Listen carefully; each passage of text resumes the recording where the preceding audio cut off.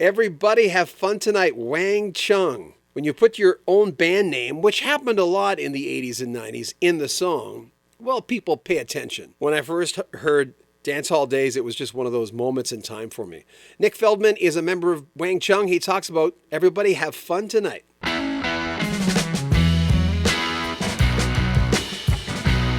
Wang Chung, now there's a name that takes you back to the heart of the 1980s. This British new wave band had their roots in London, but their sound, pure global appeal really. Formed in 1980, the band's name comes from a Chinese phrase meaning yellow bell, the first note in the Chinese classical music scale.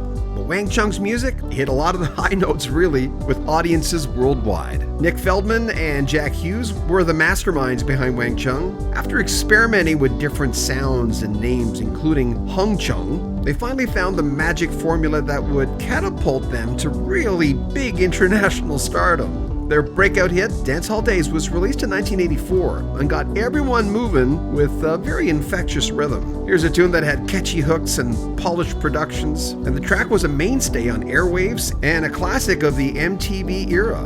But there was more when it came to Wang Chung. In 1986, they released their biggest hit, Everybody Have Fun Tonight. The song became an anthem with an unforgettable chorus, of course, Everybody Wang Chung Tonight. It reached the number 2 spot on the Billboard Hot 100. It was really solidified the band's place in popular culture. The energy and the vibe and the sheer fun of the song kind of embodied a decade that was carefree. Their other hits like Let's Go and To Live and Die in LA showed they weren't just about having fun. Wang Chung were one of those bands that defined the 80s.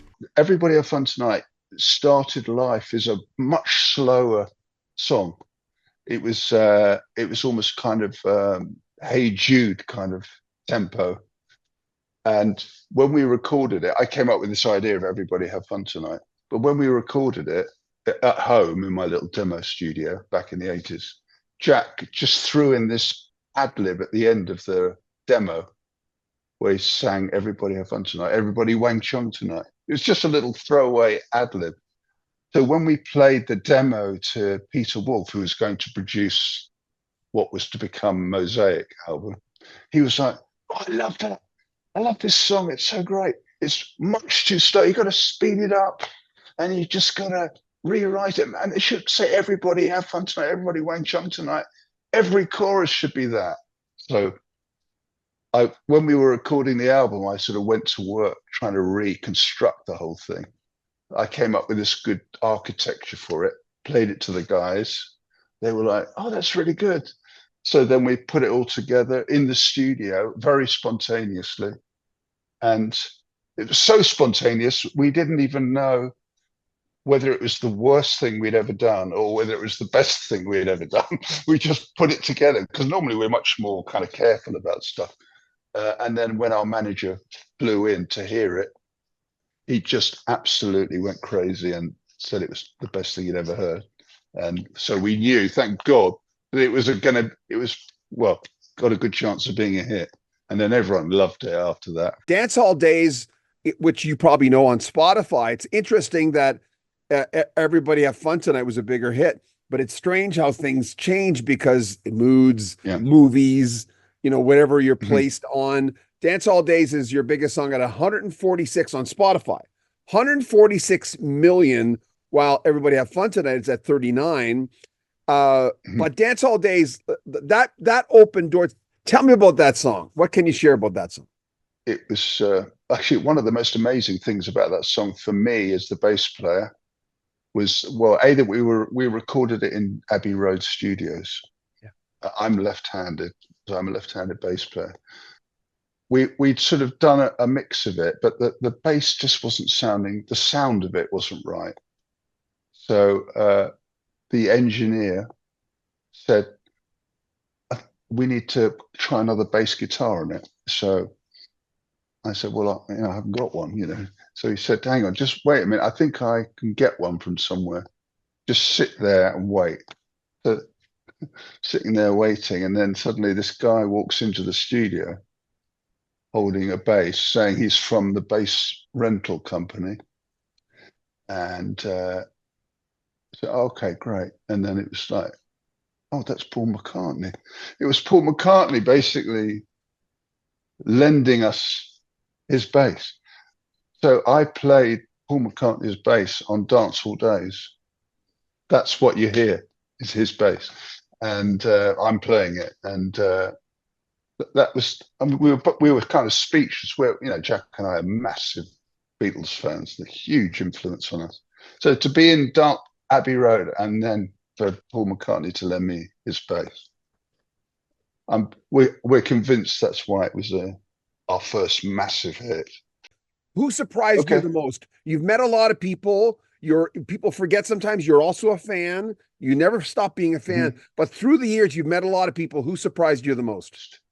Well, I've got to say, Paul McCartney surprised me the most. I mean, he was pretending he was from the rental company with the instrumental rental company. Wait a minute, that And was I him? know it was him. He walked in with the bass. He was holding it, pretending he was from the rental company. It took us like, we had to double take. It was like, I recognize it. God, it's Paul McCartney. My God. That was the biggest surprise I've ever had. That is the most asked question in the history of mankind. I know you've got to do your job. Well, it's kind of, I'll blame Jack for that, although I have to take some responsibility myself. Jack was reading this book about the famous German electronic composer Karl-Heinz Stockhausen. It was a very academic, intellectual book. And there was a footnote in the book about this thing called Wang Chung, which is a kind of Chinese musical term. It sort of means perfect pitch, I suppose. And it sort of appealed to him. He said sheepishly to me one day, "What do you think about calling the band Wang Chung?" I was like, I think he expected me to go, "What? Are you crazy? What does that mean?" But it just appealed to me. There's something eccentric about it and a bit mysterious. So I said, "Okay, let's do that." I think he was quite shocked by that. So, I mean, thank God it worked out rather well. We ended up using it in one of our songs, which made it kind of household name, and a sort of, it became an expression, part of it's in the, what's it called? The dictionary, the Urban Dictionary. Lots of quite rude definitions of it in there, but it's amazing. I think it encapsulates the two sides of Wang Chung, the sort of slightly more, the deeper side, but also the kind of poppy, sort of easy to digest side. So the Wang Chung is like the sound of the guitar or a sound effect or something frothy and on the top, but then there's a deeper undertone to the whole thing. I think that's what our music's like. That's what we do. It's not just one thing. That kid who started playing that instrument way back when, he still lives inside you. You're still in contact with him. Oh, definitely. I mean, look, you've got to be a bit more careful these days. If you sort of overstep the mark with your if you don't go to bed when you should do and all that kind of stuff, then you pay the price for that. That's for sure. But yes, at heart, I think music's about playing, isn't it? Like a child plays. We call it playing your instrument. You're playing, and I think that's a wonderful thing to be able to connect with, that sort of childlike, direct, expressive thing. And so to still be able to do that and to be in the medium of doing that for a living as well is just amazing. And we do it whether we got paid or not, frankly, Yeah. So I feel very blessed, very lucky.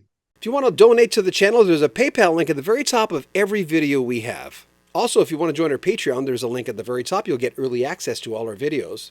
And a swag store. Yes, we have one where you can get rock history music and all the clothing that goes with it with those great logos. Subscribe to our channel, share our videos, comment on them, and like them as well. I'm John Bowden. This is Rock History Music. Take care of yourself.